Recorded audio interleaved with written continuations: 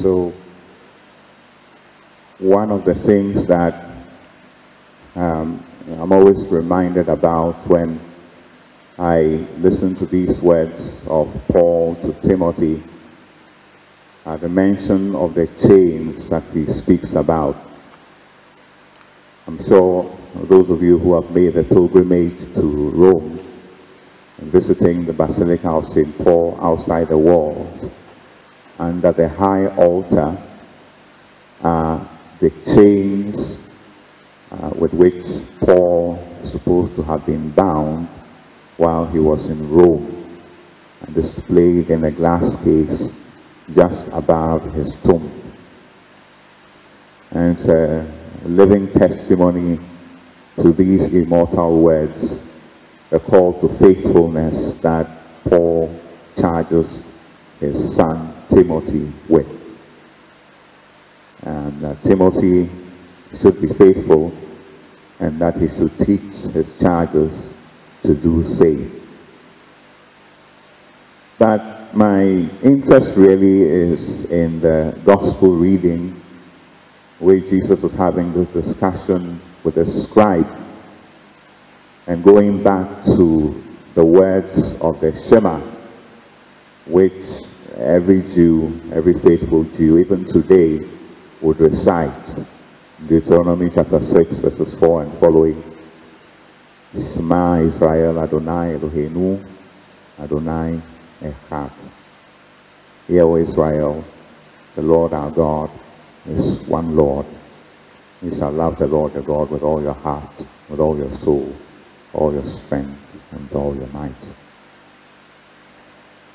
But what I think is rather queer when I read the text, or the response of the scribe, began to say, yes, Master, what you said is right, to love the Lord your God with all your heart, with all your soul, with all your strength, and to love your neighbor as yourself. Then he adds, it's more than any holocaust, the Greek word holocaustoma, holocaust, and sacrifice, thusia. Love the Lord your God with all your heart and all your soul. Love your neighbor as yourself.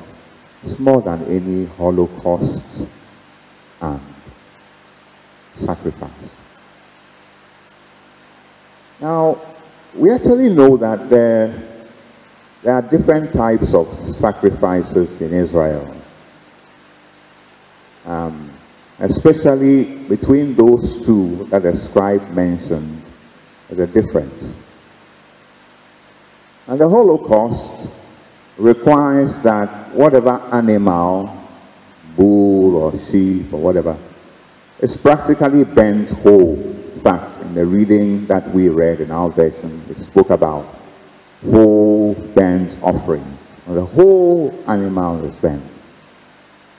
A different, the thusia, the communion sacrifice.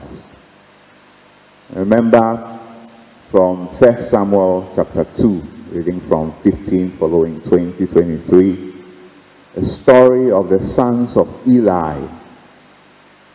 And when people bring the sacrifice, a certain portion belongs to the priest.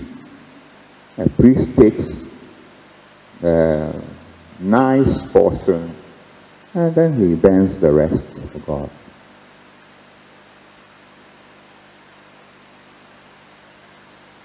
And this scribe, talking about the Shema, talking about loving God with all your heart and all your soul, says, look, this commandment is even greater than the Holocaust. Now, what type of sacrifice does the priest like most? A communion sacrifice. One in which, when the person brings the sacrifice, he takes his share. In fact, sons of Eli were accused that even before the person has arrived at the altar, they are looking for their portion of the meat. That's the favorite sacrifice of the priest. One in which he reserves a good portion for himself. And the scribe is saying, indeed, what we are called to is even more than the holocaustoma.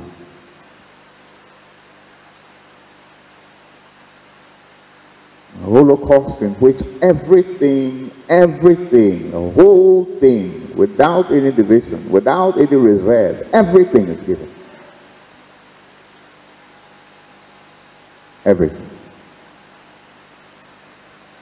Just to love God with all your heart, all your soul, all your strength, all your mind, and your neighbor as yourself. Is the definition of the total giving to which we are called. And that one is even higher than the Holocaust. As we're reflecting this morning on unwarranted generosity, that I think is the point. I've been asked to go beyond the communion sacrifice. Go beyond the sacrifice which retains a portion for myself. And go even beyond the Holocaust. A total self-giving that Jesus is requiring of every priest. May the Lord strengthen us. Even though we've given a lot, this Jesus doesn't ask for bits and pieces. You know him well enough. He won't leave you until you've given everything. He'll pester you, he'll disturb you, he'll worry you upon your bed until everything has been surrendered. Remember the words of Augustine, late have I loved you, O beauty, so pure, so chaste. Late have I loved you. Our hearts will continue to be restless until they rest in you.